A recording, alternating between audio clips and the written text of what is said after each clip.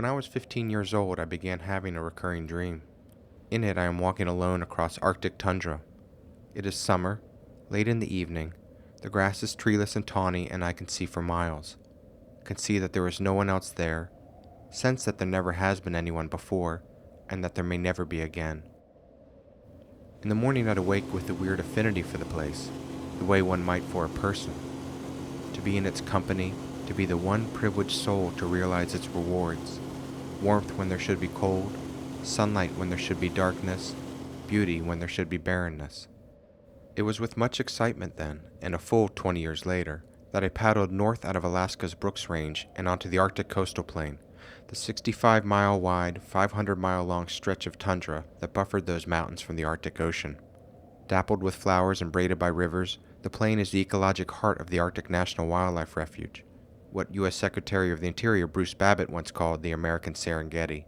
If it seems a charitable moniker, consider that the local caribou herd claims 130,000 members, that migratory birds from every state in the lower 48 stop here to rest and feed, that countless wolves, polar bear, and musk oxen make it their full-time home. The date of my arrival was June 22nd, one day after the summer solstice. The sun not going down but moving in a circle, bounding along the horizon like a plane looking to land. After making camp, I hiked west until the tent was out of sight, my shadow stretching ever farther, the temperature dropping slightly, a breeze picking up from the north, bearing a faint though unmistakable scent of the sea. Some time past midnight, I perched myself atop a modest hillock and engaged in no further employment than watching the longest-lasting stretch of orange light I have ever seen.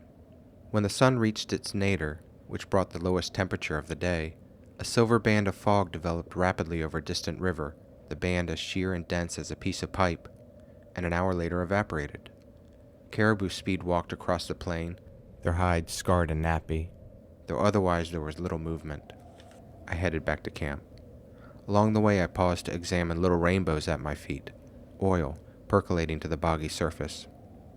Those dreams I used to have, they were less about the Arctic than about the isolation it ensured, the wilderness it represented, the extreme distance, seemingly as far as one could go from Washington, D.C., where I grew up, and still be in the United States.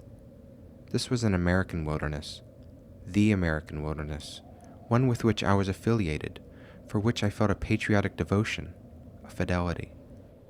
And this is precisely what some don't have the imagination to comprehend. Even for a teenage boy living 3,200 miles away, there is value in nothingness.